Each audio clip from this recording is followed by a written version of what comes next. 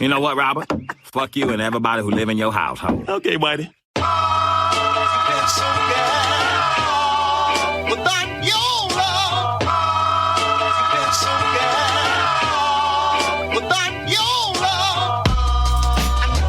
It's about the love change. Do it with some soul and a little love change. Yeah, it's about the love change. Do it with some soul and a little love change. You can't make a change unless you got the love change. Do it with some soul and a little love change. You can't make a change unless you got some love change.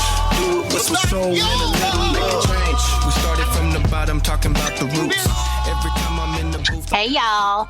I wanted to kick it off with a string of some of the wonderful racist terms we learned watching this episode, but I don't want to get canceled. So welcome back to the Boondocks Podcast. Today we are reviewing the banned and often forgotten episode, The Story of Jimmy Rebel, in which Ruckus finds a musical match in a racist country western singer. Can this ebony and ivory match live together in perfect harmony? But before that, how y'all living? Oh, yeah. I mean, I had an amazing week last week, and now I'm back here. So last week I was living great.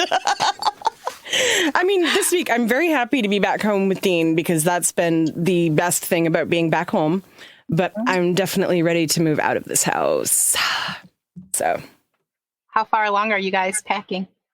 It's not the packing that we're having to wait for right now. There's some legal stuff with my nephews because the youngest might be changing. Well, can't really talk about it right now. About that particular part. But there is a chance that I will have both my nephews with us. So, yeah. How about you, MJ?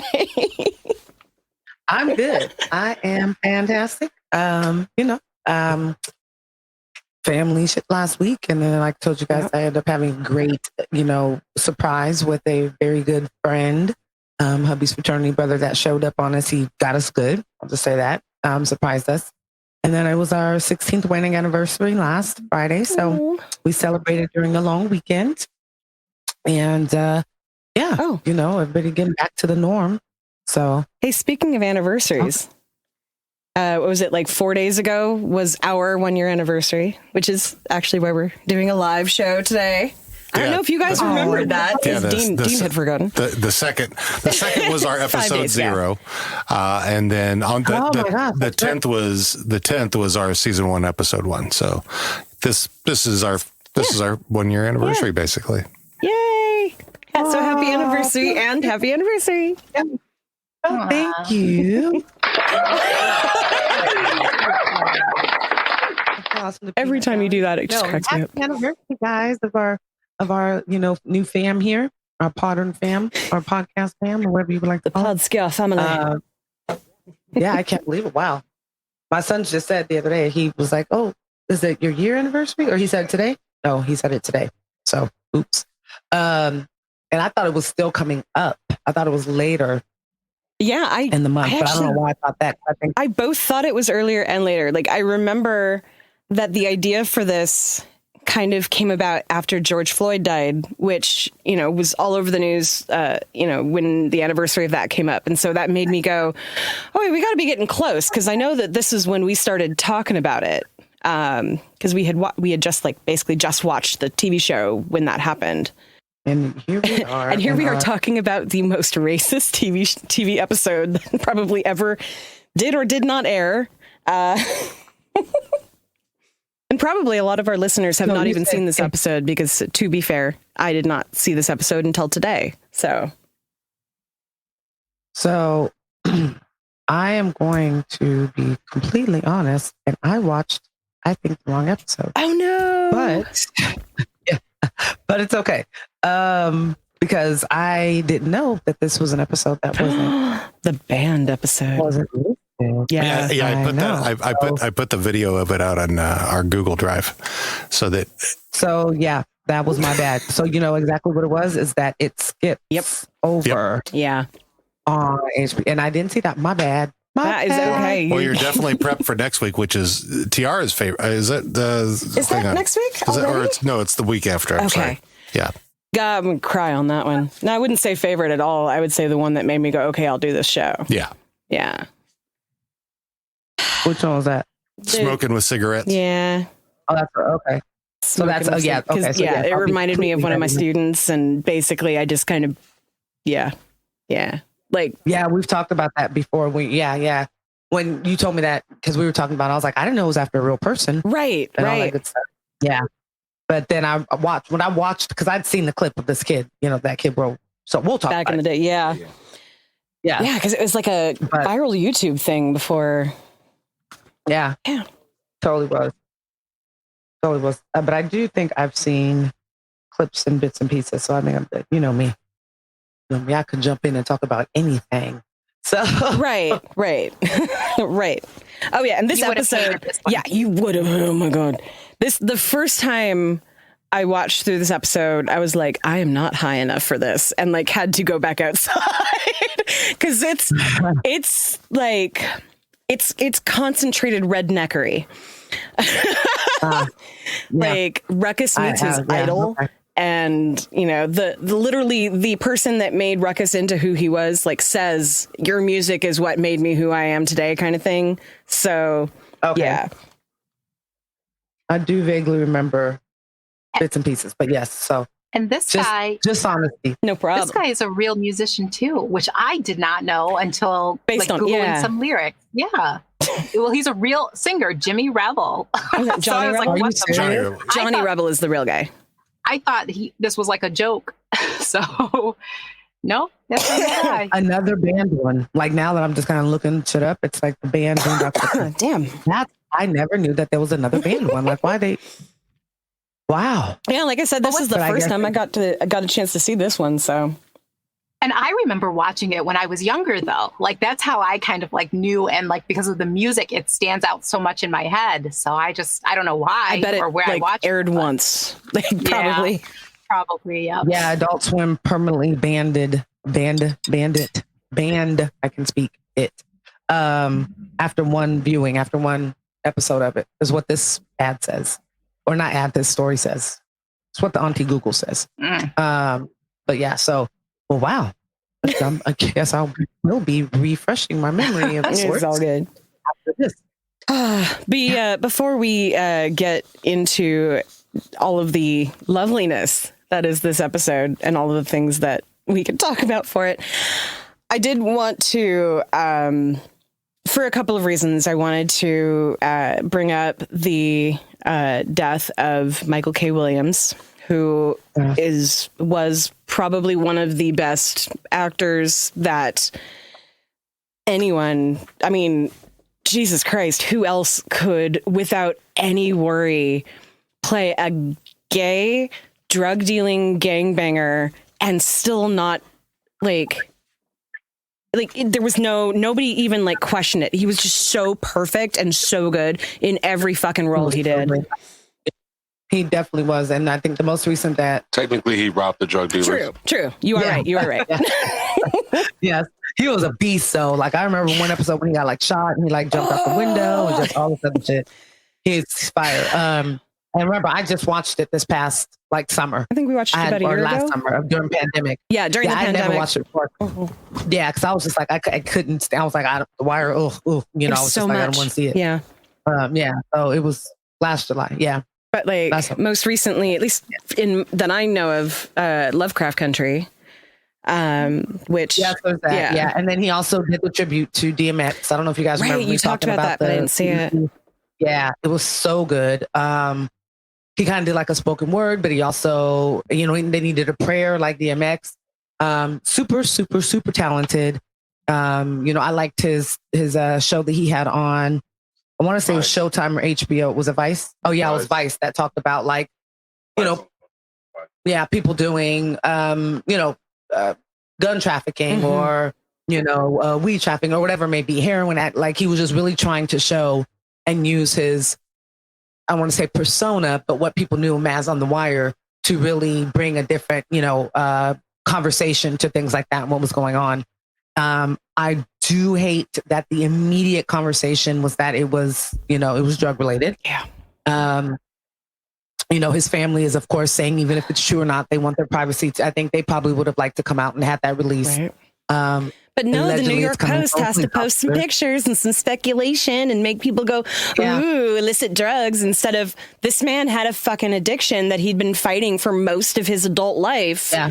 And it fucking killed him. After they accused him, then it was, well, we know that, well, yes, why couldn't that have been something that said, somebody who, even though he was prolific, he was a great actor, he had a talent, he did have some demons, much like many other talked about actors and actresses. Yeah. Yes. And he was very open and transparent about it. You know, and it's not something that ever just goes away because you go through therapy or, you know, because you have fames and riches. It's actually probably, we know it's more accessible.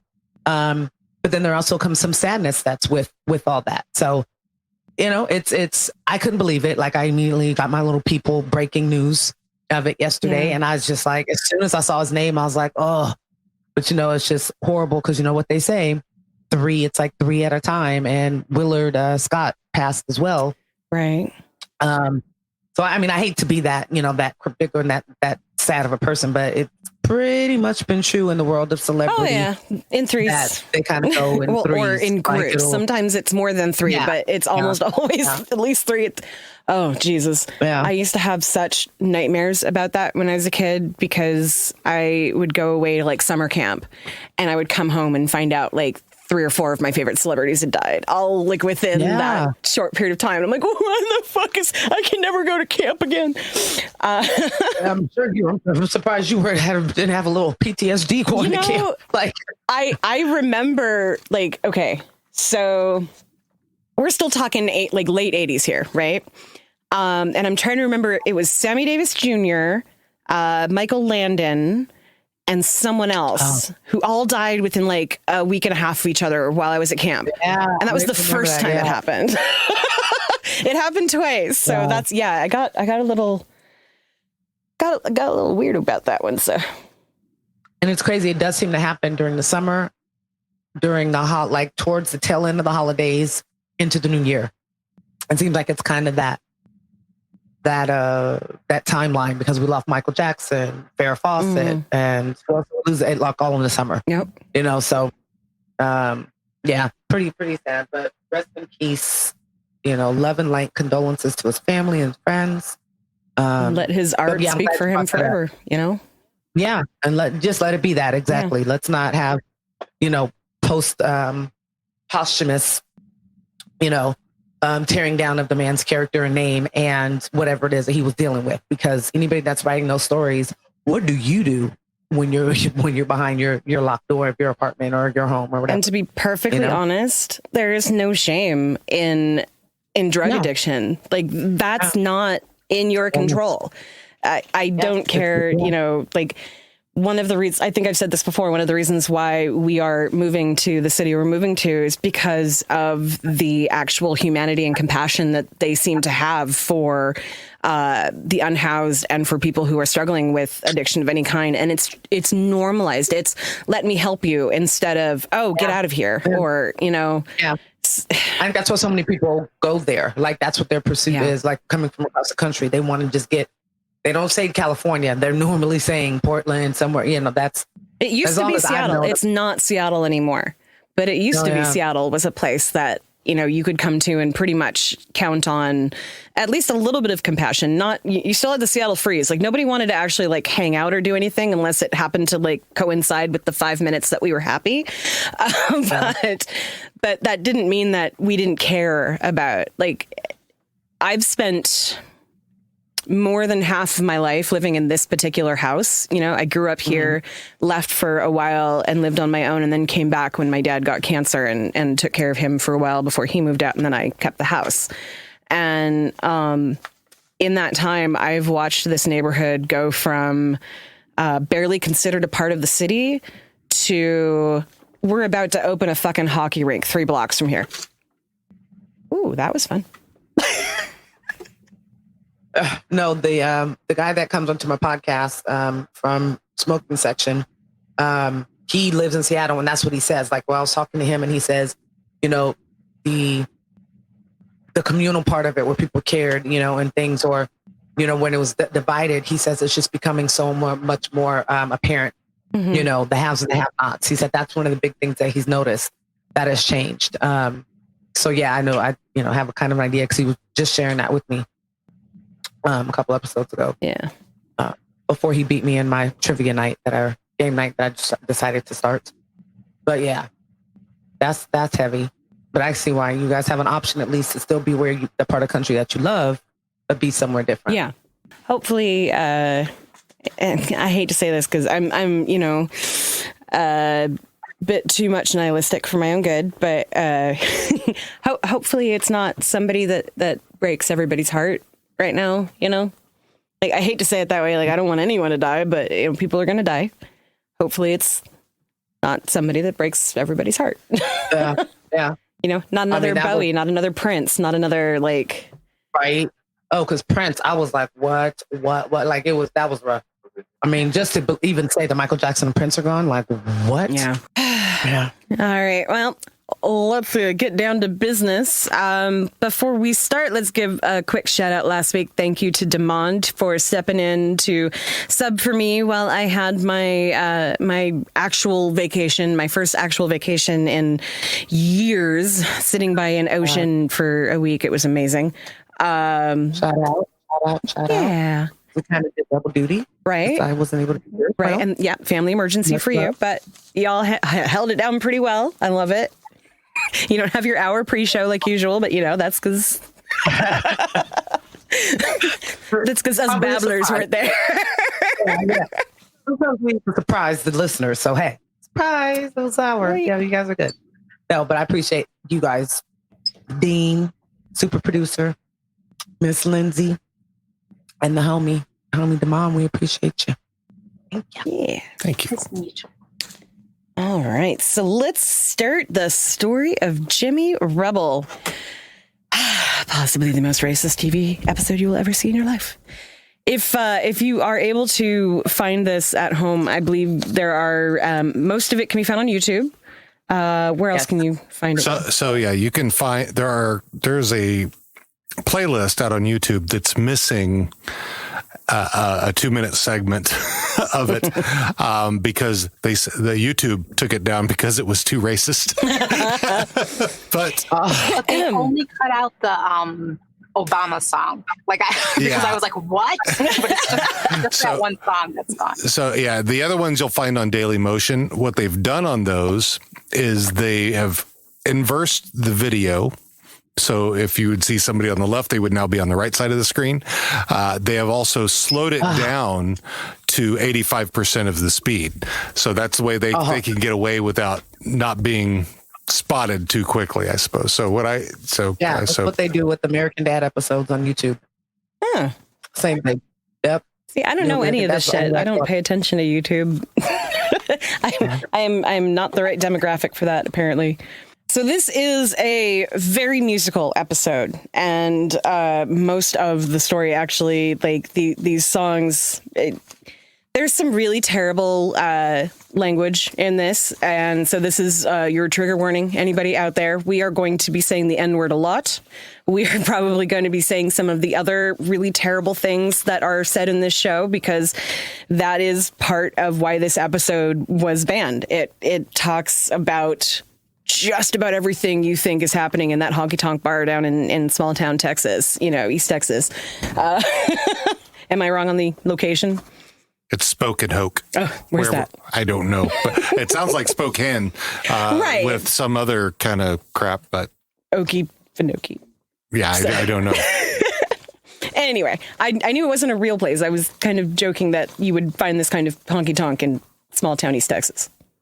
Oh yeah, I mean, well, anywhere in the South. I mean, because it reminded me a lot of when I think it was the first Borat movie when he went and learned to do a honky tonk song and sang "Throw the Jew Down the Well," and he got the same reaction. So, there was a lot of that was very similar to me. Yeah, I didn't watch that show. Okay, Borat is hilarious. Hilariously, and for some people, I'm sure, well, not for us, but anybody else, like non-melanated, once again, they're probably just like, whoa. I wonder if they go, ooh, is that really how we are? Or if they just get up in arms, or they just go ahead, keep going about their old racist business. I meant to bring up Sacha Baron Cohen because I don't know about you guys, but watching this episode reminded me of, I think it was either this summer or last, when he went to the African rally and got on that stage. What do we want to do with the Biden too? Should we give them the Wuhan flu? And like, he's dressed up as this like, Appalachian Mountain yodel singer, and like the crowd is going wild. That was part of his movie, right? Yeah. And he is and that was out here. That was done here. That was in Washington State, when he had to escape. Yeah, because he had to escape from. I don't remember where it was, but it was like Richard Spencer. Maybe part of that, but it was like a whole unite the right type of rally. So it was a Trump rally essentially. So, I want to say it was almost like in Linwood or some place like that, but it was not far from here. That was crazy because they were just all about it. I remember they were all about it. He said something about like referencing Nazi camps and putting people in ovens and stuff. Like it was insane. And the crowd is, rah, rah. I mean, just ready. Yeah. I love finding out that he actually has an education. Oh, he's so smart. He did his thesis. He came to Selma and did his thesis on the civil rights. How because he's Jewish. He did his thesis on the Jews and the blacks working together during the civil rights era. So it was a whole thing. Yeah. So when you know that he comes from a place of like education behind it, then you see why it's his passion. But he does it in such a great way. Like his show that he had on, I believe once again on Showtime or HBO, where he was tricking people. Like the shit that he had these one dudes doing, like they had on strap-ons and just all this other kind, like that shit was crazy. I was like, and the things that you guys are doing in the name of allegedly, Yeah, Dick Cheney pulling his pants down. Not Cheney. He had Rudy Giuliani. Giuliani, not Cheney, Giuliani. Yeah. Rest in peace. For Cheney. You guys are our bad. Our bad, dude. Just take that out, please. Anyway, like one of them said one of them. Old creepy white dude. It's all good. Pretty much where he went. That's pretty much it. Yeah. Personally, I'm not a huge fan of his comedy, but he's an amazing actor. His serious acting has really I'm super impressed with him. Anytime he gives talks too, because he does like speeches and stuff all the time too. Yeah, it's so obvious that he's cultured and educated and, for lack of a better word, woke. And I hate that word now, but you know what I mean. Like he gets it. Yeah, and he does it and he knows how to get them. That's where what you guys are talking about. Like I can't watch cringe humor. I can't watch anything that makes me feel uncomfortable for the person because I have way too much fucking empathy, even if I fucking hate you. So that's basically why I don't like most comedy, because it's hurting someone, even if it's, someone that I don't care about. Like that's still kind of a thing that hits wrong for me. But I completely support what he is doing every time he goes out there, because it's funny as shit. It's obvious that he has put his work in and knows exactly who he is pulling this shit on. I can't watch it and enjoy it in like a funny kind of way. I look at it as a very horrifying explanation of what has happened to our country, that he can do this shit and it's accepted so easily by these people. Like they are so down the rabbit hole that they're like, oh, this is perfect. This is great. We don't even see that it's prosthetic mustache and extra hair and a fake belly and overalls. And it's like kind of like sometimes it's like the shittiest, kind of like disguises. Yeah, it's really not. He doesn't try hard, really. They're in their own world that they don't even pick up on. That's what's amazing about it. But I get what you're saying, and I think the reason why it works is because comedy is a safe way to grab everybody's attention, and then hopefully they'll have an afterthought where it's like, oh shit, right? Well, it was funny, but in one of those situations, it's funny because it's true and we all kind of know it. And, and it's being, I don't want to say broadcast now, like where it's being put on Front Street, so, but he does it in a very intelligent way. And like I said, always, I also appreciate that he's educated. So it's not just a niche for him. It's not just something to get him, famous. Yeah. So I do like that about him. And his wife is beautiful. They're a cute little funny couple. So that's shout out. Also what bums me out about this episode being censored, though, y'all, because it is closer to reality than a lot of people want to admit. But we can get into it. Let's get into it now. All right, so we begin at a honky tonk called the Shit Kickers Bar in 1967 Spokenhoek. A man sitting at the bar takes a sip of his beer. The bar owner asks if he's ready. He is, as much as he's going to be. The owner tells him to believe in the music. Too much hair in my face, sorry. He's introduced as Jimmy Rebel. He takes the stage and addresses the crowd to no response. He introduces a song that's about niggers. The song kicks off and the crowd loves it. One thing that I thought was just hilarious about this was, and it happens a few times. You know, this is a song about, whatever. And some rando in the crowd will be like, yeah, but nobody else is saying anything. It's just that one dude. Just that one dude. How are you? Yeah, exactly. And this song has language like jigaboo, woohoo, and pickaninny flip. And the crowd is just eating it up, like what we were just saying, more truth than what people like to admit. And we're back at the Woodcrest Park where Robert and Ruckus are playing checkers. Robert is watching a pretty girl stretch and he tries to draw Ruckus's attention, but he's got headphones in and he's singing along to Jimmy Rebel. That song pretty much that he was just saying.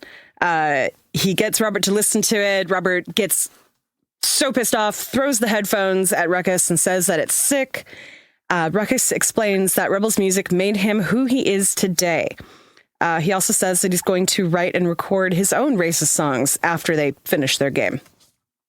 And this is kind of that first episode for me where I'm seeing Robert actually seeing how problematic Ruckus is. Like, he's really starting to see, like, you really listen to this. You really like that. This is okay. All right. After we finish this game, though, like, he still doesn't have any friends. So, so then we are back. Oh, hold on. Of course, my headphones are falling off. So we're back at Ruckus's house, and he's writing a letter to Jimmy Rebel, tells him how much he loves his music and how he plays it at all his jobs, like driving a bus with little kids.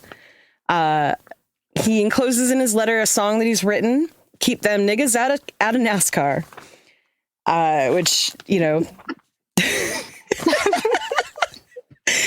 the last great thing a white man can call his own.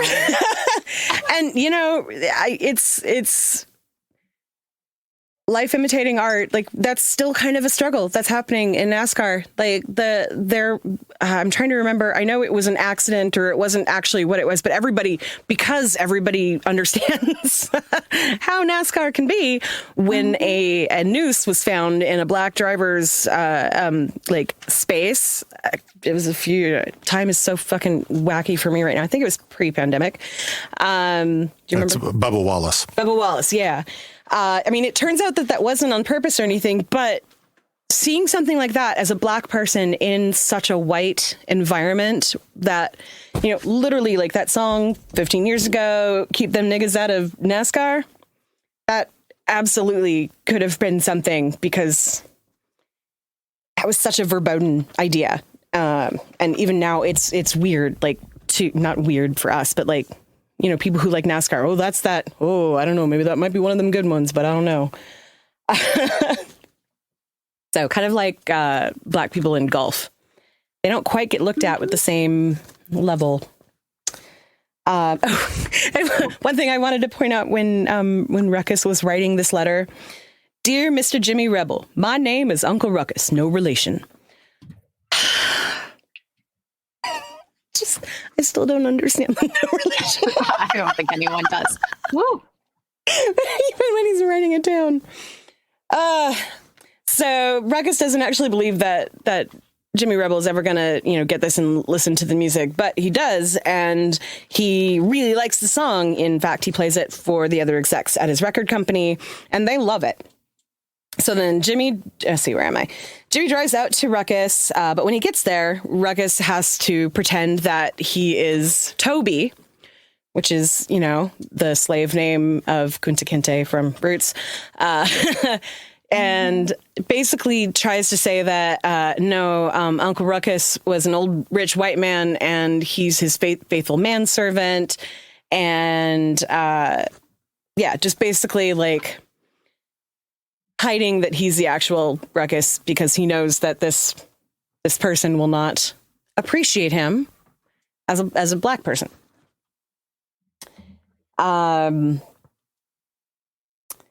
So Ruckus tells Jimmy that Mr. Ruckus has the Nigerian monkeypox, and it's very contagious.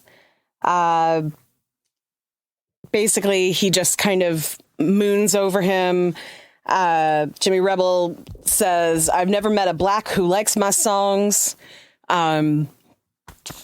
Excuse me, which a black really kind of threw me because I don't know if I've ever really heard that, like a black. I've heard a nigger, and I've heard, you know what I mean, like with capital A.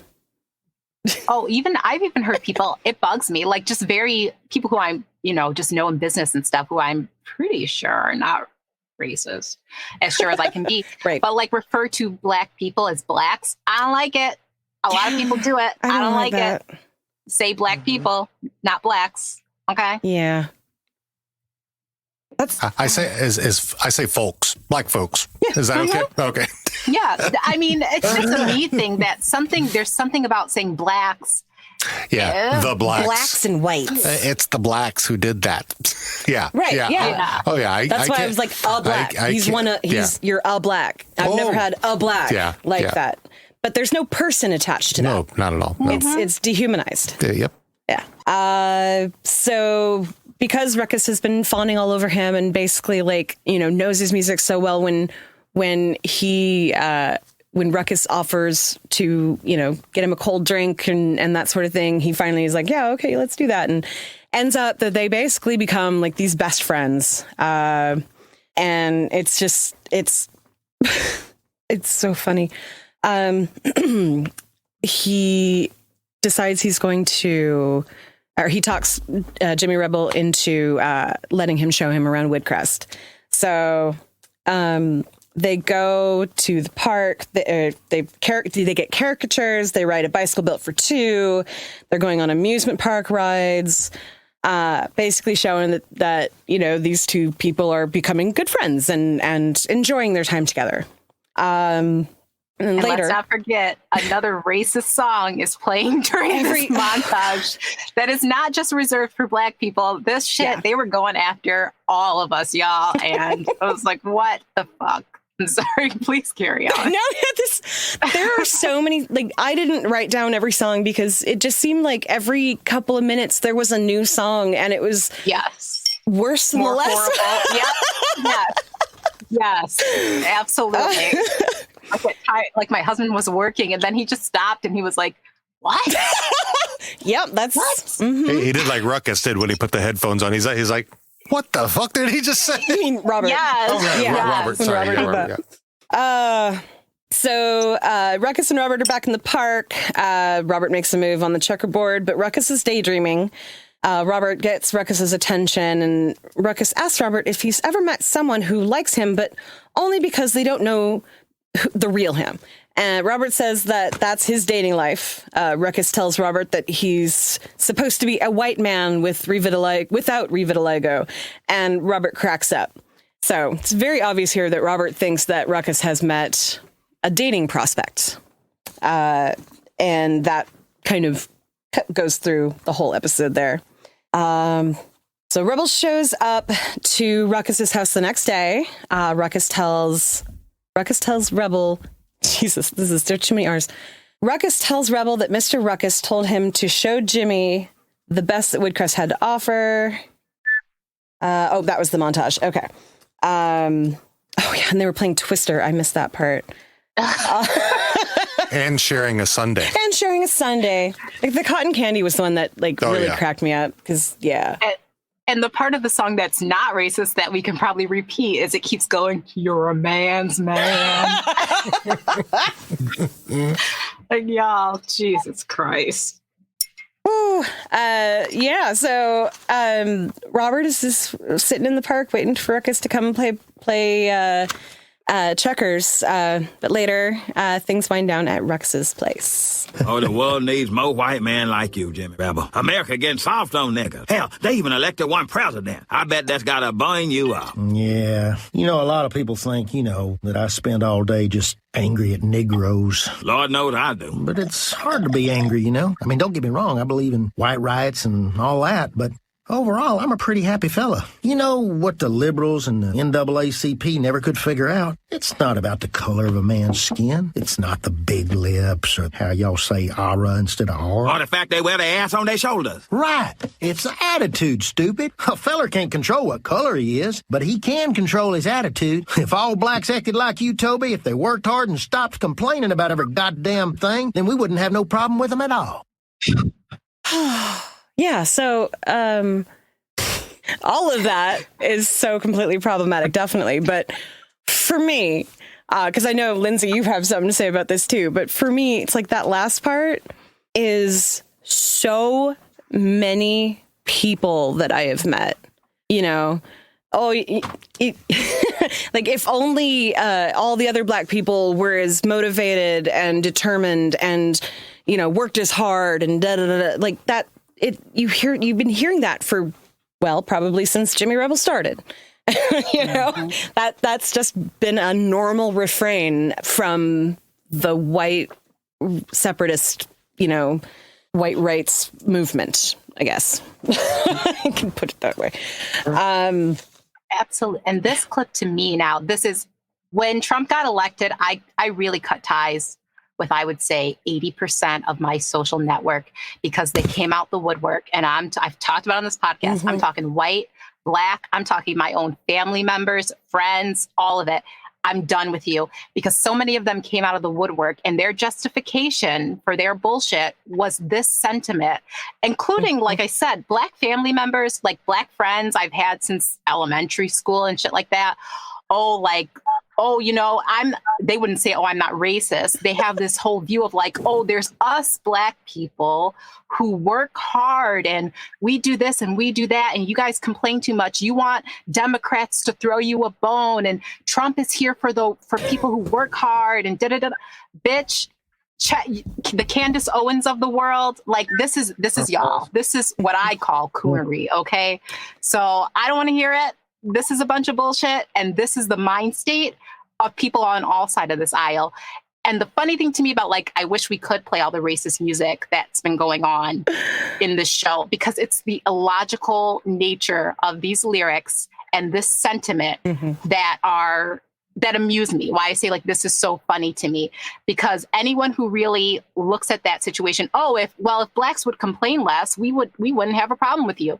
Well, if you treated us equally in society, if you gave us the same opportunities, if you didn't try and put us in prison for trumped up charges and all the other bullshit you passed, maybe we would stop complaining. Maybe. The desire of the complaints, if we want to call it that, is some fucking equity, for shit to be equal, like the way it's supposed to be. It's very simple. But when you're used to being in power, equity feels like a demotion. Yeah, well, for sure. And that is out of fear, because let's be very honest. Everything that our pop culture is built upon, what this country is built upon, everything is based upon our culture. A good, I'd say 90%, 95% of how this country, it's inner fabric. Today, in the past, people have stolen, some of the biggest bands in history admit that they were copying off of, old black, back, I don't want to say back country, but just really country, maybe not very widely known blues singers or James Brown or just, and shit like that. From music to everyday culture, to sayings, to what's on your graphic t-shirts, to all these other things are based upon the very people that you want to have this same sentiment about. When in your culture, and I think in every culture, there is somebody that are lazy. There are people that want handouts.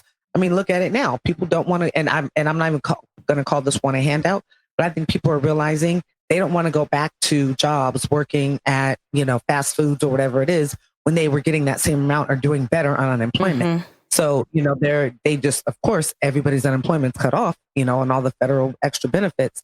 So now they're going to have to go back, but at least there's a little bit more in pay. It's a little bit more of a livable wage, not completely what everybody needs. But why is that? Because there's a need now. And why is that? Because people in their own way were kind of protesting. I mean, not really, but saying that you're going to take this unemployment and not going back was definitely your way of being like, no, you guys have got to start giving me equal pay, or at least livable pay, for things to just be a little bit more equitable. I think the goal should be to get rid of the lower class completely, of the poor class completely. But, that doesn't work for everybody because they want to sit back and have that sentiment and complain and point fingers. So, yeah, it's like you said, it's all encompassing. It's on either sides. And it's a problem that leads to so many other problems. So that sentiment and that mindset leads to so many other problems within our society. It's like, I don't remember what school district it was. I want to say it was like Wisconsin or something like that. But where dude was like, we need to shut down the free lunch program because it'll spoil kids. And it's literally like, no. Yeah, because there are some children that's their only meal they get out of the day. Whether they be black, white, like that, green, yellow, polka dot. Like there are so many. Like that made me more angry than anything. And that to me is just, that to me is capitalism. That is, I get no benefit on paying for this. Yeah. So therefore I'm going to eliminate it and, make other people somehow, just fucking live with it. But literally, my job is so much harder because my kids most of the time come into school having not had breakfast. And so I am feeding them in the morning. And, some of them have already been up for hours taking care of their younger siblings who may or may not have gotten a chance to eat. And, that's a very basic. Anyway, where I was going with that was I'm not a fan of Andrew Yang or most politicians in general, but the universal basic income is, especially after living through a fucking pandemic, I don't understand why people are not supporting that more. We're literally seeing people. I mean, we're not even talking about climate change where people are dying because they can't get out of a basement apartment and they can't afford to escape from a hurricane. Right. I'm not even talking about that. Fire. Right. Yeah. I'm just straight up talking about taking away stuff from the people who need it the most because they absolutely do not have any humanity. And it goes right back to, what I was saying in our pre-show. They don't get it. They don't get it. No matter how well off you are and no matter what, you're not getting something free. That's what they look like in their eyes. Well, you never know what your situation could be in, especially some of those that are so well off, because you guys do the dirtiest shit to get your money most of the time. So you never know when that position could be you, and then you need that same thing that you're so worried about not getting. You know what I'm saying? It's like that kid that didn't get the birthday, or you're at somebody else's birthday party, and as a kid, even though your birthday's coming up and you're going to get birthday party and birthday gifts, kids are always right there in front of somebody else that's opening their presents. And then they always they're always a little salty. And it's it's not your birthday. So it's kind of that same kind of mentality. Dude, you can't be jealous of somebody else for their fortune right now, because your turn is going to come. And maybe, like I said, maybe or not their turn won't come, but their turn is every day, because you guys are getting to live in this nice little privileged bubble that the rest of us can't necessarily afford or claim, so it's get over yourselves. So when Lindsay said it's kind of amusing to you, that's kind of how I've learned to take it. I don't want to say that's my defense to it, but it is kind of ridiculously amusing that you would even have that thought about another human being when you're not much better off. But you're doing some dirty shit somewhere, somehow. So that's the way I kind of tend, I tend to chuckle at first before I get angry. But yeah. And I do remember this episode and I was been kind of looking at episode clips this whole time, so I'm not completely out of it. It's all good. You're doing great, baby. I want everybody to think she's not on her job. I am, guys. No, this was a weird one because this is not like, you can't, if you're watching it on what are we watching on HBO Max? It's not on HBO Max. So you have to actively go out and seek it. And if you didn't even know it was there, like I said, this was the first time I remember seeing this episode. I do not believe I saw it back in the day. And I definitely didn't see it the first time when we rewatched it last year. So y'all good. Yeah, I don't know how we saw it, but that's hubby. He's covering his mouth. He's trying to like stifle that. But yeah, no, it kind of shocks me that is also not on HBO Max when it's like you guys came out being like, we're going to show everything. As far as I remember when they, saying they were releasing on there, like all episodes, find everything. So it's because the agreement that was made was with Adult Swim, and Adult Swim is the one who took it down. Gotcha. Well, there you go. All right. Well, the Daily Motion one is definitely inverted, by the way. You were correct. Absolutely looks weird. It is. Why is it on that side screen? And it's slow. Yeah, when he told me that, I was like, I'm so glad you didn't try and have me watch that because I would have been so confused. It was terrible. Why are you playing a joke on me? Why are you? Like, why am I watching this right now? You're like looking at your pen, like, what is in this? What is this? Yep. Kind of. You sounded like Dory talking well. Yes. You're right. That was so funny. That was like, what? God, I want to watch that again. Now, thank you for making me think of that. That's, I look at her every day. I have her on my thigh.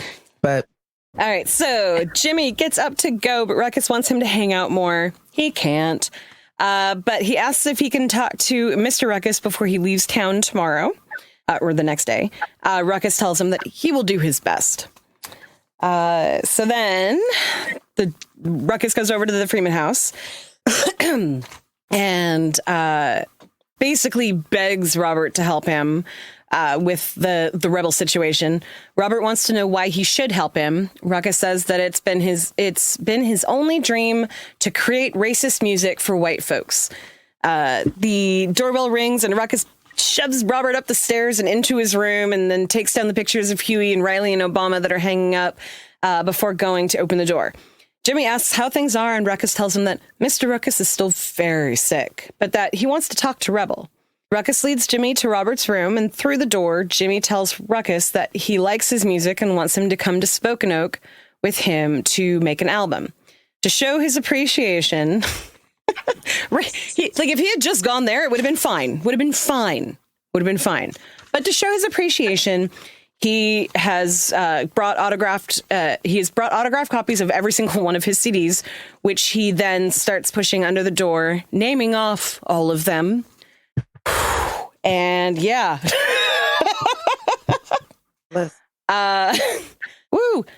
Robert just he cannot hold his breath. He especially some of the later ones. Gosh, I'm so glad I didn't write them down, but also I wish that I had so I could say them out loud. But I think the very last one was "A Black Man Stay Out of My White Woman." Right. Which I think I feel like that was the one that Robert was like, I can't fucking Black toes and ghettos. Right. That's what I just remember. I don't remember the rest. I was like, what the hell? Oh shit. Yeah, there's like, I don't know what, like 8, 9, something like that. There's a whole bunch.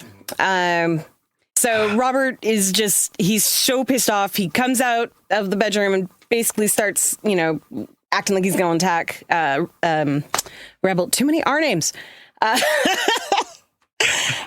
He refuses to continue with the charade. He throws him out of the house. Ruckus finally comes clean, tells him that he is actually Uncle Ruckus. Rebel says that he figured it out, but, he didn't actually care because, he's a good nigger. Good Negro, I think he actually started calling him. And respecting him a bit. Right. And then he still says, I'm going to take you to Spoken Oak. And that's in Ruckus's one good eye. It's so like, he's so happy. Life dream will come true. Huh? Right. I have to admit, this episode, I got distracted by Ruckus's fake eye more than I usually do. Probably because Ruckus was actually like emoting, like they were giving him emotions on his face for once. And so like it threw me off a lot because I would be like looking at the face and all I could see would be this giant eye. And I'm like, that's not what I'm trying to look at that eye. Okay. In your dreams tonight, that one right. So they land in Spokane, and Rebel takes Ruckus to the record company. They're walking down the halls, and he's showing him all the gold records, and basically says we specialize in, hardcore racism, which is surprisingly lucrative and consistent. Always has fans. The other execs and people that are in the halls keep turning and looking and like, and talking about him. When they finally end up in the boardroom with the execs, and Jimmy introduces Ruckus to the executives, all of them with their mouth wide open, and tells them he wants to do an album with him. And so then we have Ruckus and Rebel in the studio, and they're recording The President's a Nigga to Me, which is honestly probably the best song of all of them. Saying that I don't care if he's the president, he will always be. Yeah. Anyway, all of the engineers, all of the sound guys are like super confused, but Ruckus and Rebel are just having the time of their lives and laughing and just, they're enjoying themselves. Back at the Fremont residence, Robert leaves Ruckus a voicemail about the checkers tournament if he hasn't been lynched by the white people in Spokane. Huey comes up to ask. You all right? Yeah, it's just I think I miss Ruckus. Does that mean there's something wrong with me? Yeah, and he's gay. So he misses his friend. He has not gotten to hang out with his friend now for a while because he's been doing all these things. And it's really the first time that you see that, like I was saying earlier, that Robert realizes, I actually do care about this guy. He's maybe not completely comfortable with it because he doesn't want to, seem like he misses him. But that's basically what's happening in that. Also, I love how Riley continues to use phrases like that, despite the fact that they are kind of coding him more and more, or I should say less stereotypically masculine, like having a shower cap on his head and stuff like that as he's walking through. Like, not that that's not masculine, but that it doesn't code masculine in things like that. So I thought that was interesting that they're keeping that he was still a little like from the Gangstalicious with the show. Yeah. From the Gangstalicious episode where he wore the skirt and the man bag and all that. Like Riley might be pushing his boundaries a little bit and we don't even know. Locks though too. He does. He might be doing it for that reason. Right. But I think totally. Yeah, an interesting thing that's going on here too is like even when Ruckus, like none of us picked the clip, but when Ruckus is like convincing Robert to pretend to be Uncle Ruckus to impress Jimmy, he makes the statement to Granddad like, I hate black people, but I hate you a lot less than all of them. Like there's this silent and that's romance how he like talks to him. Yeah. I love that. I wrote that down. I wish I'd remembered to say that, but that's I love that moment because it literally is just Ruckus going, You're a nigga, but that's okay because you're the best one that I've ever met, and I consider you a friend without actually like saying that. Like I hate black people, I hate black people, but I don't hate you as much as I hate all of them. Like that's so and completely perfect. And yeah, I like that you phrase that as like a romance because it really does feel like they have these underlying feelings that neither one wants to admit to. And it's just, I got you. I pick it up. There's also the silent tone, which I know we're going to get into it a little more as we keep going, that Ruckus in this episode is acknowledging without acknowledging that he's black. Mm-hmm. Yep. He doesn't even try really to push the reverse vitiligo thing, even though he does mention it, but he doesn't try to push it. Yeah. Let's go real quick. I wanted to bring up something that I spotted. I don't know, is the wanted hug between Ruckus and Rebel. They both went to try to hug and then like shake no, and then Rebel just pats him on the shoulder. So And I kind of wonder if you're talking about Robert, if Robert, is feeling maybe a little jealous. Right. Is what it is. Right. Because like Ruckus doesn't have a whole lot of friends. And, nobody agrees with Ruckus. Right. And so Robert is like looking at maybe thinking, I'm supposed to be your friend. Why are you not doing the things that we have been planning to do just because this new person it's new relationship energy. Fuck. It's dropping everything for this new love interest that, and that really is how they kind of coded this whole episode. Like, not that it was a romance, but that there's this kind of subliminal love triangle between the three of them. Especially like when they're in the park and Ruckus is crying and then Rebel shows up, which we're going to talk about in a minute. So I'm not going to get ahead of myself.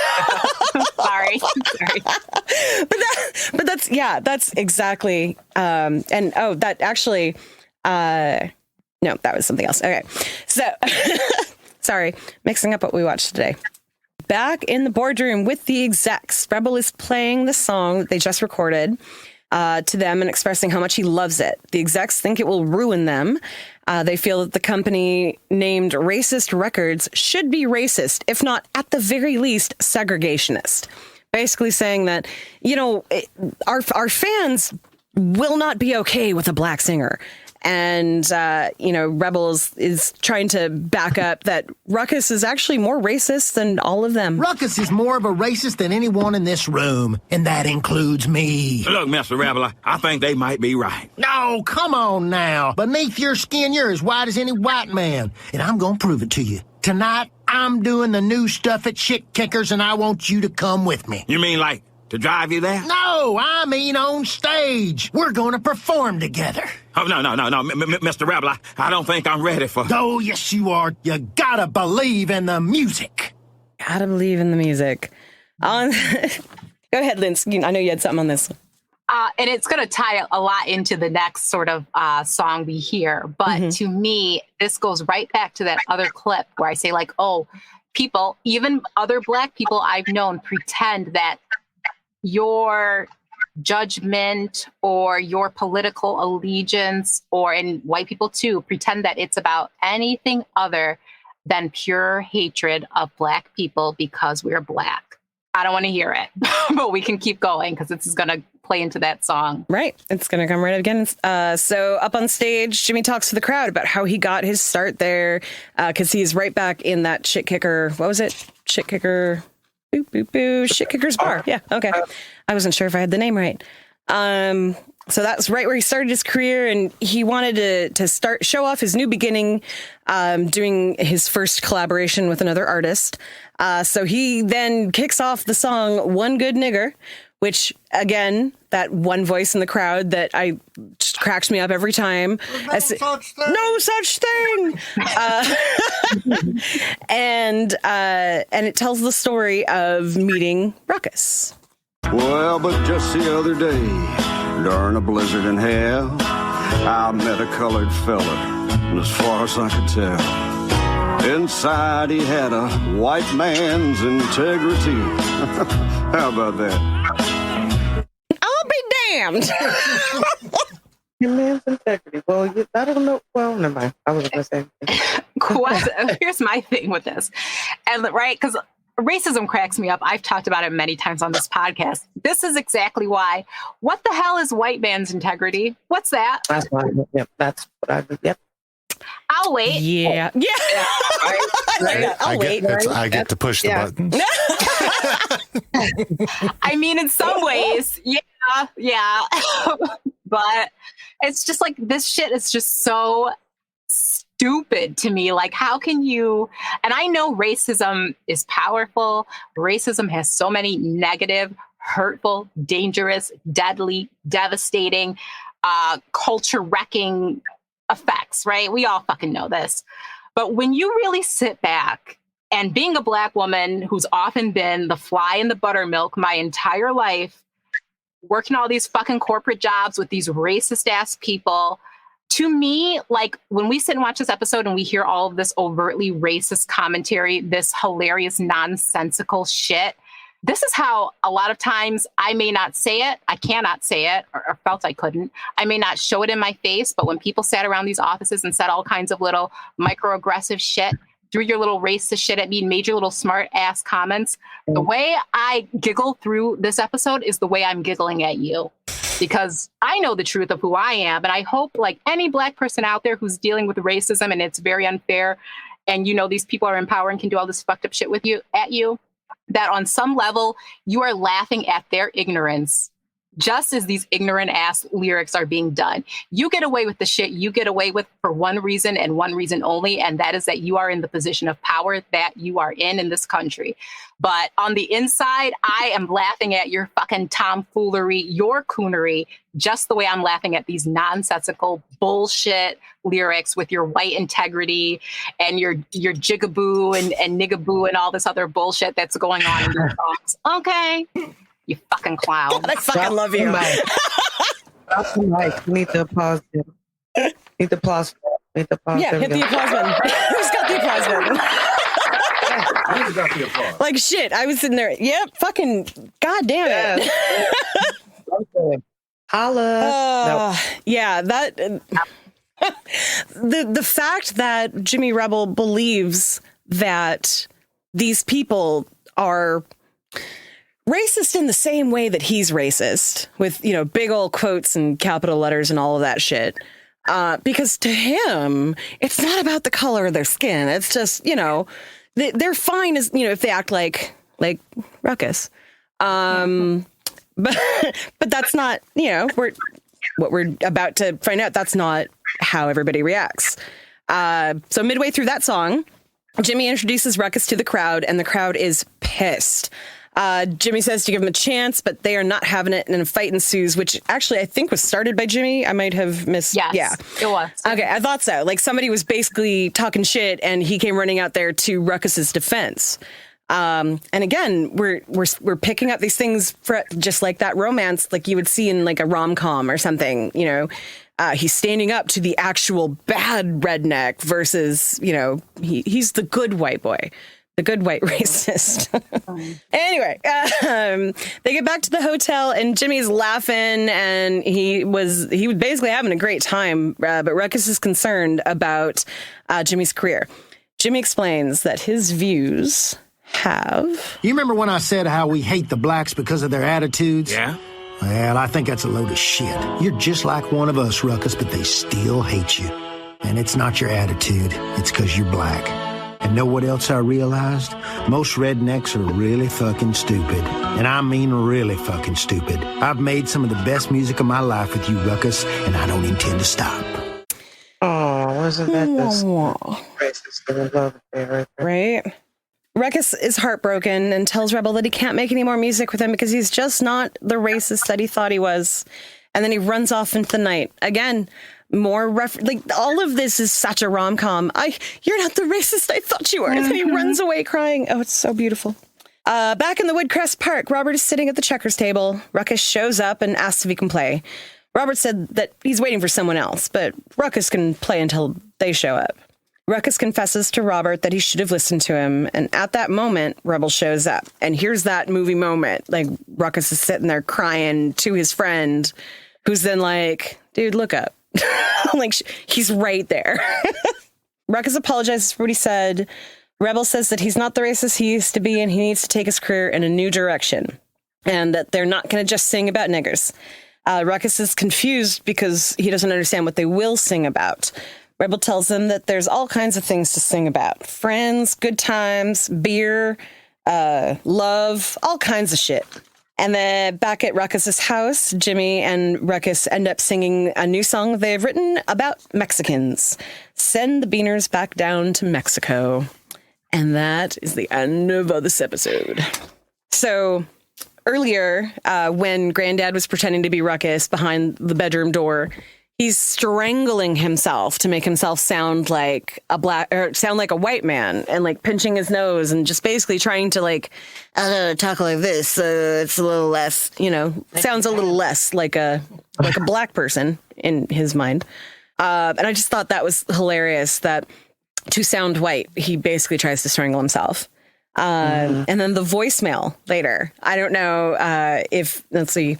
You've reached Uncle Ruckus. If you're white, leave a message. If you're black, leave town. I feel like that absolutely was yeah, that was just so fucking perfect. Like this whole episode is a love story, rom-com, situational comedy, ruckus hour kind of like, you know, he's the star of this, I don't know, Meg Ryan movie. It's You've Got Mail. Yeah. That he didn't, I mean, that Jimmy didn't know. He was like, so Ruckus was trying to hide who he was. So it was kind of like, and that's kind of gave me the oh yeah, totally. You've Got Mail one. Yeah. I mean, that's kind of why I mentioned Meg Ryan. Like there were so many movies like that where it'd be a misunderstanding or pretending to be someone else or whatever. And it ended up, you know, being basically what we just saw in the end of that episode. And I just thought that was fantastic. That was very interesting. I didn't look at it that way, but I see it now. Like that whole, it's a love affair. But yeah, I think like most of us, with the exception of Lindsay, this was the first time that I had seen it. So because it was, I mean, if it hadn't been for Lindsay, I wouldn't have known about it. So, yeah, because we knew about the other two. Right, because those are both on HBO. Right. Yeah. So, yeah, they didn't remove those. Yeah, we're trying to remember how we saw it, but as we started watching the clips kind of as we were talking here, hubby was like, we've totally seen this. I was like, yeah, I remember. So, I don't remember how, but I also don't remember that it was banned. So, yeah, I don't know. There were, somebody had that uncut version. Not completely. I don't know. It's not completely unusual. This episode, I think the first time I watched it through, I could not focus on any kind of subtext. It was just, okay, this is what this episode is. All right. And, you know, today, like, we're having like one of those weird occasions where Dean and I have technically no work on the same day because he's on staycation. And so, like, today, he actually watched it with me over and over again instead of me watching it by myself while he's working or something like that. And half the time we watch it once or twice together, usually right before we go on. But like this was like woke up this morning and we were like, we finished whatever we were watching. But like interspersed through that, we watched it together. And I think it was like the second or third where I was like, that's such a like a romance movie trope. And he was like, oh yeah, there's a lot of those in here. And it made me go, huh. And like the next time I watched it, I was like, oh, okay. Oh, and then that. Okay. Like it was just one thing after another. It was so completely perfect. Again, Magruder, like, I don't know what else he's been doing. Like I want to see more stuff from him the more I watch the show. He's a sorcerer. Yeah. He is just a genius, sorcerer, wizard, whatever you want to call it. I'm excited for, you know, the new season. I'm really, really, really excited to start seeing, you know, some pictures from it, just some, you know, just something. Just give us something. Yeah, I want to hear who's doing voices. Right? Yeah. I think that would be the main thing. That's the big thing. Yeah. I want to know who's running the show because because Magruder just wrote. He created and wrote. He was listed as a producer, but I don't think he was ever. He never ran the show. It was like Carl Jones. Oh God, no, I can't remember the other guy's name. But there's like two main showrunners. Yeah, I'll be interested to see how this turns out because they're going to have. If they go with the same Woodcrest people, I mean, somebody else is going to have to play Ed Wensler. Somebody else is going to have to play Ed the Third. You know, the last I heard, I mean, a year ago, Regina King sounded like she was in. I think she was. I bet she would. Like, but she'd be like, look, she has blown up around this. But yeah, she's blown up a lot since that. So, because she was on Jamel Hill's her podcast, and that's where she was talking about it. And you know, she said, "I'm just an actor in this, and whenever they tell me to go, I'll go." And that's and now again, that, like I said, that's a year ago. So hopefully, fingers crossed, that'll happen. But I mean, because I love Regina, she's awesome. But you know, I mean, she definitely would. I don't think she would allow anybody else to voice those roles. I was always just thinking about Grandpa, but I didn't even think about Wensler and like I didn't even think about recent. So yeah. Yeah, I know they were saying that his grandpa's son sounds just like right. We talked about that. Yeah, there was a falling out between JD and whoever is putting the show together now. Well, we'll see. We're going to keep talking about it, guys. We're going to speak to us. We're going to be making an announcement about it. I mean, I do wish whoever was making the choice about not bringing JD in would fall on his sword and say, I'm really sorry I screwed up. Will you please come work with it? They should beg him because they really kind of fucked him over. So yeah. I think if they get that guy out, it would get more backlash, and so it would happen. Like more people became aware of what was going on, and because people want it, people want it back super bad. So. Otherwise it's going to be. I mean, I could see them in that case just recasting everybody. I mean, because they have so many significant names who are now no longer there. I could. I mean, they may just say it's like down the line, like it's in the future when it's Riley and Huey, or 15 years later. Really, I mean, the pictures that I saw. It's them when they're kids. They're still kids. Yeah. I mean, different style, but it's still them as kids. Yeah. I think if they got somebody like a Jay Farrow, who is like a great impressionist and impersonator. Ooh, Jay Farrow. Something like that. I mean, and Orlando Jones. They do recast. Orlando Jones coming. Oh, I could see him. Yeah, I think he could do a good granddad. Yeah. I like angry granddad. Yeah, let's do it. Godfrey's really good too. Godfrey is really, really good in person. Yeah. In person. And there's another guy, his name is Cedric, if I'm not mistaken. I saw him through one of the content creators, Kev on Stage, that I watch. I want to say that's his name. Or is it Cedric or Jason? One of the two. Anyway, those are very different names. Totally. But I was like, what are the other popped up? I'll have to I'll let you guys know. But he is so talented. Like he does a great Denzel, but anybody he does is actually really good. Jay Farrow does a great Denzel too. So yeah. So I think if they ever were to go that route, I think they should recast in the essence of those that were there, originally. If they're going where they're all needed, like T said, if they're not all going to be involved, then they won't all be, necessary. So yeah. We'll see, but Regina King has to come back, right? I mean, she should be running the show, honestly. Right? Seriously. Hey, you never know. She, like I said, she's a boss. Oh, she does big time. A lot of stuff. She's awesome. Of producing and directing. She's like me with my number of podcasts. She's just in everything. Yeah. Hey, gotta do it. What you love to do. Hey, speaking of which, before we move on to stupid white people question and stuff, real quick, I know we mentioned in the pre-show, I think we might have mentioned in this actual show that we are looking into doing a podcast on reservation dogs. If you, dear listener, or anyone that you know is Indigenous and is interested in joining a podcast about this show, we would very much like to talk to you. We love the show very much and have the most respect for the people who are creating the show. Despite the fact that my family all believed that there was a lot more Native blood in there, it is not enough for me to feel like I can justify being the Indigenous voice on this. That's not a thing. I would be...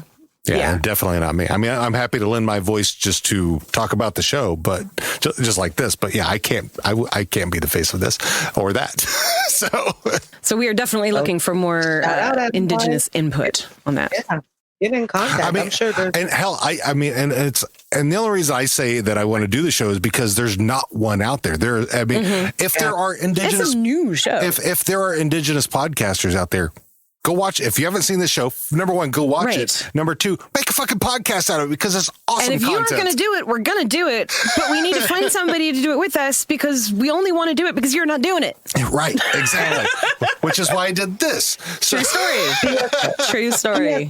And and still we're still the only one. So. And I know. And send out a tweet about it. That's 1 year, right? Beautiful family together. Yeah. So. Well, good luck to you guys there. I think that's awesome. That's the little shout out there. All right, Linz, before white people question, did you have anything else that you wanted to point out in this episode that you can think of? Did we cover everything? One thing I did point out, and I told CR, and I found a picture. the character of Jimmy Rebel, he looks like the image of him looks like he looked like Jerry Reed. Much because Dean's a fan of old country. So Jerry Reed played Snowman in the 18-wheeler driver in Smokey and the Bandit. So if you look at him and you look at Jimmy Rebel, you'll notice a very striking similarity. Yeah. He showed me and I was like, oh, yeah. Like the only thing different was the hat. Yeah, it's in Wikipedia. When you look it up, you're not the only one that thought that. You look up the episode, that's that person, the picture of that person. Because that's what the name was when I was. But yeah, Jerry Reed, as far as I know, was not racist. At least not overtly like that. So. Yeah, overtly is exactly. But Jerry Reed was also amazing musician. Played with Chet Atkins a lot, who is also an amazing guitar player.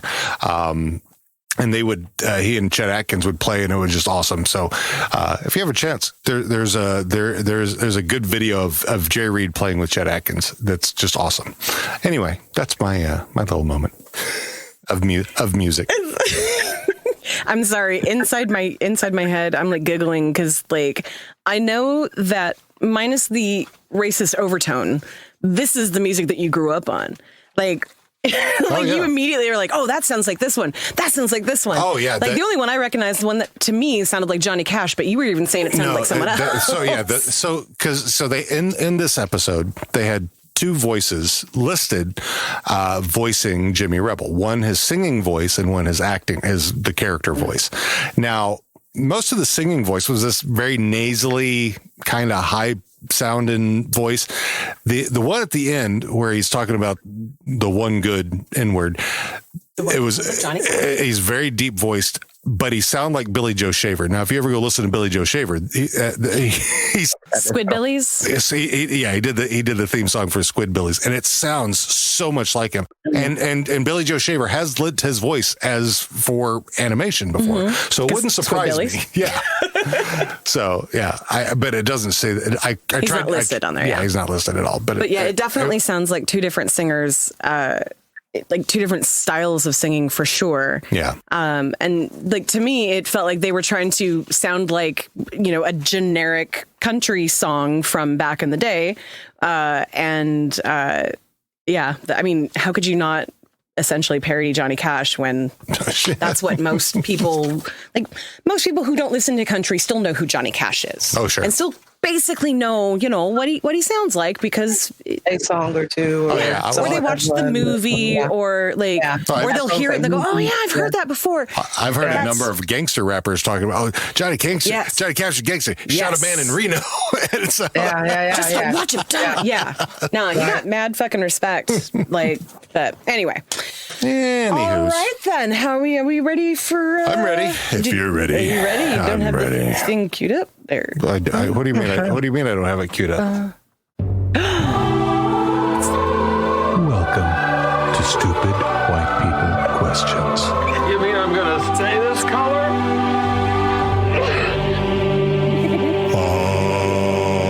Amen. Yeah. So, I'm finding, black folks, if you're out there, I know you've had a number of stupid white people questions sent your way. If you have some, feel free to share them with us. You'll hear a phone number at the end. You also have our email address. Send us your stupid white people questions because we want to use them. Because I'm running low. So there's an endless amount that we haven't covered. Yeah, we've covered. We'll put out new shout outs for it too, on TikTok and stuff. Yeah. It's been a bit. So anyway, today, I went and found one out on Quora because that's the place where you go to put in any questions. But somebody put in a question: is it racist if I don't want to date outside of my race? Basically and there was a backup saying and find other races unattractive. So. What is your non-interest based on, though? If it's based on stereotype, if it's based on something that is racist, then yes. If it's really just based off of when you look at somebody, you don't, feel a tingle in your neither regions, or you're not interested to know them in a romantic way, it is what it is. But I I will tell you, you are missing out on a whole lot. So I will say you're bad if you don't. But sorry, I made her snort. It's like his favorite thing. But no problem if you do. Like, it's no skin off my nose. But hey, that's, like I said, I think it's either rooted in something that you haven't dealt with, like it is some stereotype or some bias, which won't make you inherently and all the way racist. But yeah, you're in that realm, you're in that neighborhood. Like I said, on the other side, if it's just like, hey, no, I just, for example, I think if it's a guy asking, because I would feel like it would be, I think Halle Berry's pretty. And like, you know what I'm saying? Like, you think that people are attractive naturally, but you're just not attracted to them. Then it is, like I said, it is what it is. But yeah, okay. So y'all know that I have been very open about not being around or exposed to a lot of Black culture for most of my life. I have never dated a Black person. And I don't say that because I've never found a Black person attractive, because that's not true. I find Black people attractive all the time.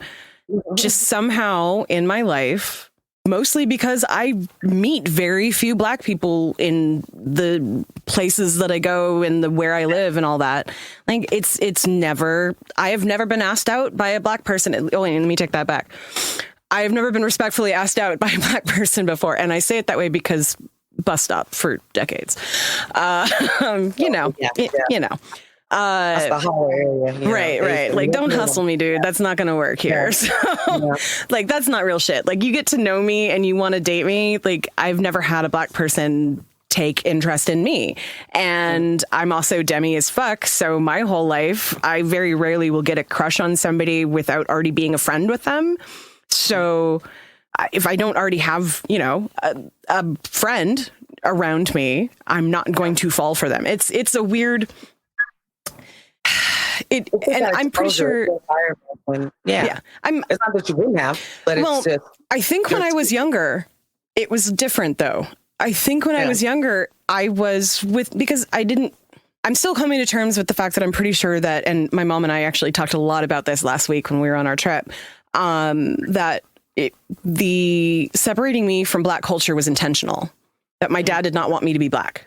And I think that without even realizing that I had picked up on all of that, it never entered in my head to date a Black person, because I'm not a part of that culture. I'm not a part of that whatever. I was actually talking to my therapist about this the other day, because it bothers me that I've had that experience, that I can honestly say I've never dated a Black person, and I cannot say that about just about any other race,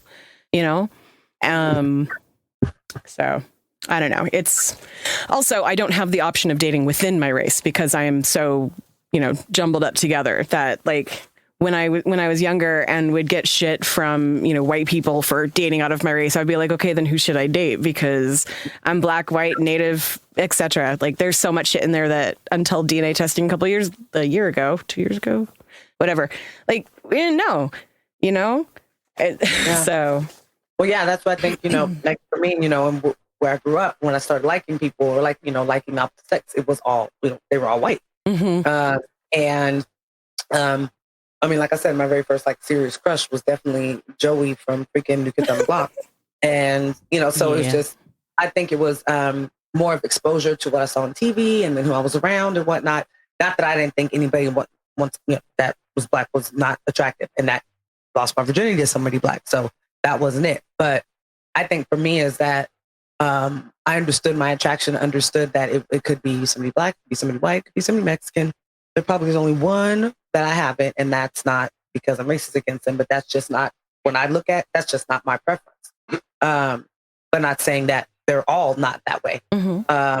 So I don't blame you for, and I don't think anybody should be like, oh no, how could she never say that? Because there's people that are fully Black, darker than I am, full Black, that have never dated somebody that's of the same race. And whether that is influence, whether that's environment, whether that's their choice, like I said, Is it a conscious choice or is it, you know, your laws of attraction? Like, yeah, exactly. So, who were you exposed to during your sexual discovery? Like when you were starting to form those feelings and what your preferences would be? Like, was it based on you were excluded from this, you were disencouraged from, you know, that part, or like, you know, I know that, I don't know for sure that it wasn't until my dad was out in this area that he dated white people, but I'll be perfectly honest with you. My dad was a player and every single one of his girlfriends was black before he started dating, in my mind, because he didn't keep pictures of any of them up until my mom, basically. Although technically he was on a date with her sister and she decided that he would be better for my mom. Yeah, I remember you say that. Yeah, I mean, I think it's, like I said, I know yours comes from, you know, exposure experience, or maybe this person's question does as well. But I don't think you would ever ask yourself, were you racist because you have it? Or, you know what I'm saying? Like, I don't think that would be a question. So for me, that's not a red flag, but that is what makes me say, well, there's something rooted in that. If that's what your concern is, instead of being like, that's just not what I'm attracted to. And the inverse of that is just because you're dating someone outside of your race doesn't mean you're not racist. Facts. Actual. Because I've dated a few racists. That was fun. You know, I was a good one. Right. That's why I was like, I have so many feelings about this episode because I have been told that I was, you're not like other black people, or you're really a white person. You just like, or what was it that in the episode, you know, God, did I fucking write it down? That Rebel said beneath about your skin. Yeah, beneath your skin, you're as white as the whitest man. Oh, yeah. White as any white man. Yeah. That's not a. That's not a compliment. I know what you are. Yeah, you know, you're boo. I would like to ask to reread the question one more time because there's layers to this shit, and I want to get it right. So and I didn't leave. I just did the main question. It was kind of a backup side question. Is it racist if I don't want to date outside my race? And then and then the side was like, or if I find other races unattractive. I think it was something along those lines. Yeah, but let's not focus on that yet because that is more of yeah. That could be a secondary question, like another week's question, actually. Yeah. But yeah. So to get into the first part, is it racist if I don't want to date outside of my race? I would say no, it's not. Because when you get in an interracial relationship, I'm sure from your very existence, Tiara is going to understand this, but you are going to catch a lot of flack from everybody, all races, all sides of the aisle, everybody.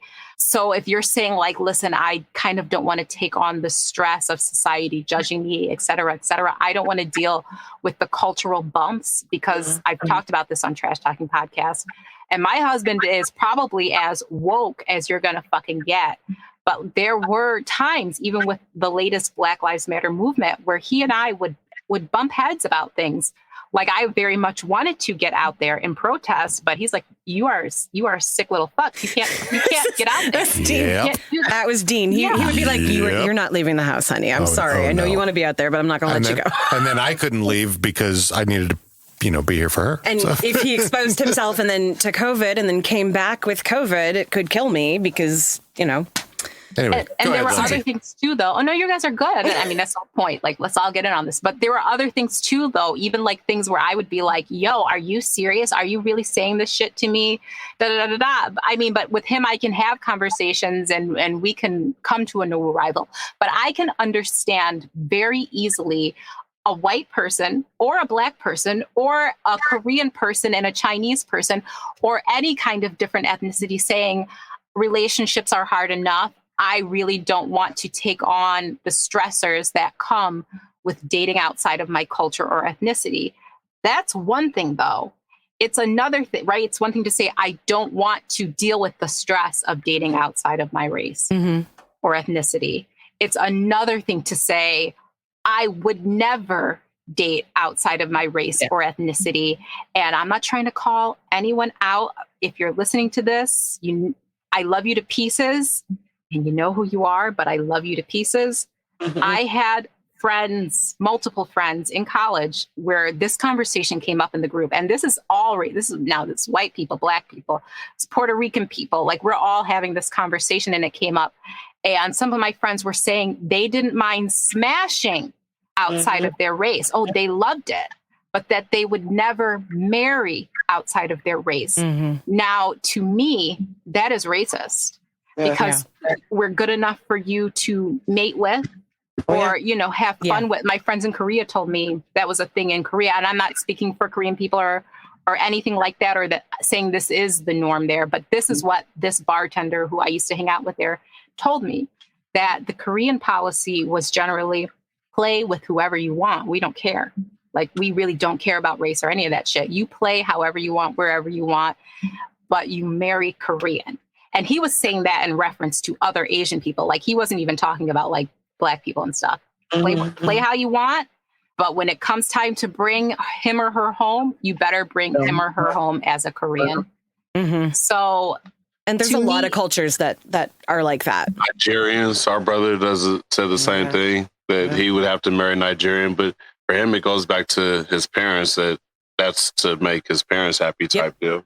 Yep. Yeah. I have a girlfriend who she married a Nigerian man, and I know that has been some friction because she's from Guyana. So I know there is some friction there, and his family is working on themselves, which is beautiful. And, but it's stress for her. And then she told me, even being Guyanese, like, because, there's the Indian descent and like, the part of you that's like, Southern American and stuff like that is a whole bubble of issues itself that has caused her a lot of trauma. So she's like, I don't want to deal with this shit. I get that. But if you are out here smashing and saying you won't marry someone, though, yeah, you might want to, check your heart out. If you, I can still understand where your stressors might be, but you're kind of walking the line. But your heart, just like I know my heart. So I can't say you're a racist, but I am going to give you a little bit of a side eye there. Right. To say you're just not attracted to, I'm sorry, go ahead. I don't want to keep talking. Go ahead. No, that's what I'm saying. I fully agree. I mean, my oldest son, my 23-year-old, he is, half white. And I definitely understand what you're talking about the struggle. But I also say people are going to talk about you anytime. Yeah. Like, it's always going to be hard. So what for me is knowing that I've raised a son who knows that, okay, I may be, lighter in color and whatnot, but I'm still, to the world, I'm a Black man. And so I'm going to make sure that I understand what it means to be that Black man, even though, he does have, like, we make jokes. Like, he always says, Mom, ooh, you're seasoning. What was that, pepper? I'm like, yes, son, only pepper. I'm like, other side. That is your other side. I can't handle that. But we make jokes. But still, like I said, he knows who he is. His girlfriend, who's very much in love with, blonde hair, blue eyes. I don't care. I see how good they are together and how much he loves her. And I don't have a problem with it. But going back to my mother, who's like, well, don't you want him to have somebody that looks like you? I don't care. Like, one, that'd be weird. Are you talking about skin tone or are you talking about looking? That's weird. But my thing is overall is having him be happy, because I'm not going to be there, to be with him when, later in life. So I definitely understand that. But I feel like if people are really so afraid of what everybody else has to say, buck up, grow some more balls, do something. Like, life is always going to be hard and people are always going to talk about you. But that also goes back to you're missing out, because interracial, I think, love and children are probably one of the most beautiful things that this world can experience, and that it has to give back to us, So it's too bad, no matter, it's like I said, too bad for them, because you might be missing out on the best vagina or penis of your life. You don't want to know that. So you're bad. Go for somebody else. Somebody else's opportunity. Now, to get into the other half of it, though, I'm not attracted to Black people. I'm not attracted to white people, whatever. If that's really your feeling, like MJ was just saying, you don't get the tingles, whatever, that's fine. But first of all, Black people, as you were just saying about your son, or look at Tiara, look at all three of us, we come in a plethora of shades and colors. Yeah, we are not a monolith. My mom and my sister are, I make jokes with them all the time and call them house and words, perhaps. Just joking. Yeah. they know I'm fucking joking though and stuff like that. Yeah. You know, it's fun and games with us. Like, yeah, that's what we do. I mean, that's how we've been able to get over so much shit. At least you're not calling him Toby. Yeah. Not yet. No. But like they know, we all know it's all fun and games, and we are all of the same because we have done ancestry, and my mom is all of us just like 25% European, 74% African, and 1% Native American. Wow. But we are all genetically Ashkenazi Jew.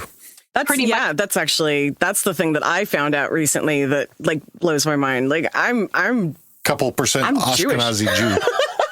Like that's cool to me. My mom had no idea, but it's like my mom's grandfather or something. I'd have to look, but yeah. My thing is that you may meet Sally Joe at the grocery store and you may be like, damn, that's the finest bitch I've ever seen. And you know, you're a white guy, you went to Cornell, you live a waspy life. And then, you know, Sally tells you, I'm black. And you're going to be like, what the fuck? Yeah, bitch. Because we come in a plethora of colors, eye colors, hair colors. I wear these gray contacts, but my auntie had gray fucking eyes and all of her kids have green. Well, most of her kids have green eyes.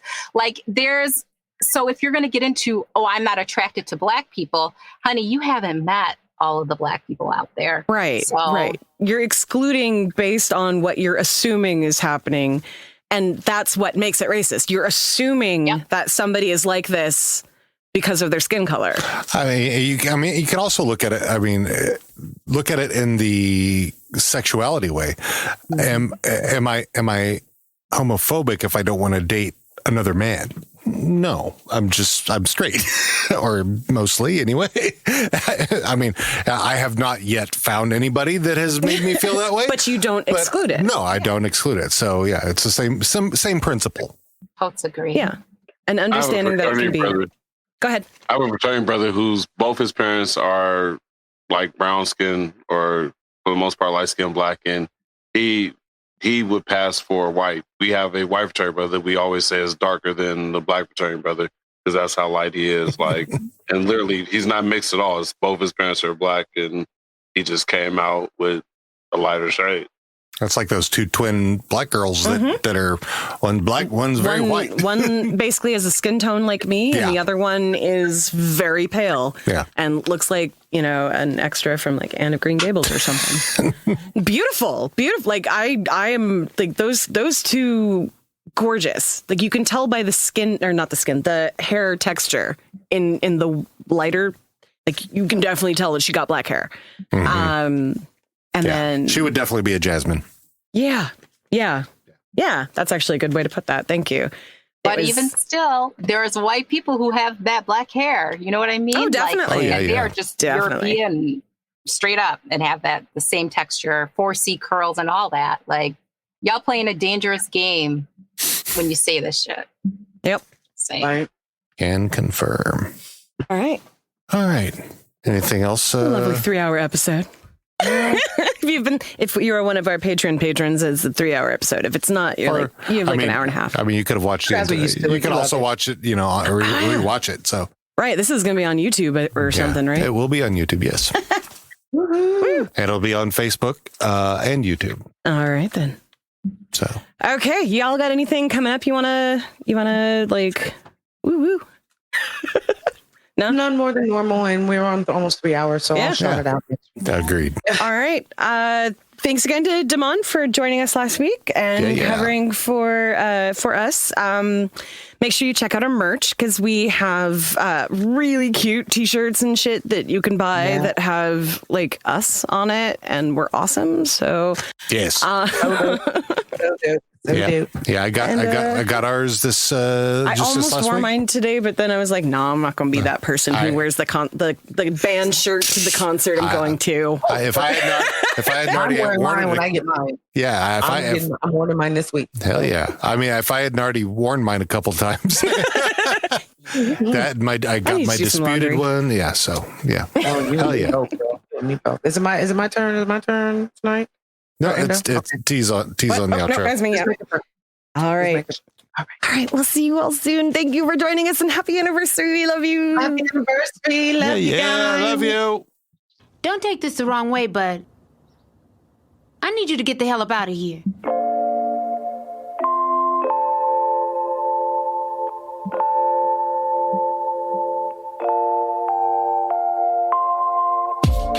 Hey, thanks for joining us again as we make our way through the trials and tribulations of the Freeman family. We hope to see you back again next time for Stink Meter 3, Hatocracy. Want to know where to find us on the social medias or where to subscribe to the podcast? Just head right over to www.theboondockspod.com/links. Have a stupid white people question you want to leave us? Email us at host@theboondockspod.com or leave us a voicemail at 760-933-8636. That's 760-we-3-undo. Shout out to the artists who've created our intro and outro tunes. Our intro is #MakeAChange by KIRK. You can find them on Spotify, iTunes, and Tidal. Our outro is Good Times by Audio Binger.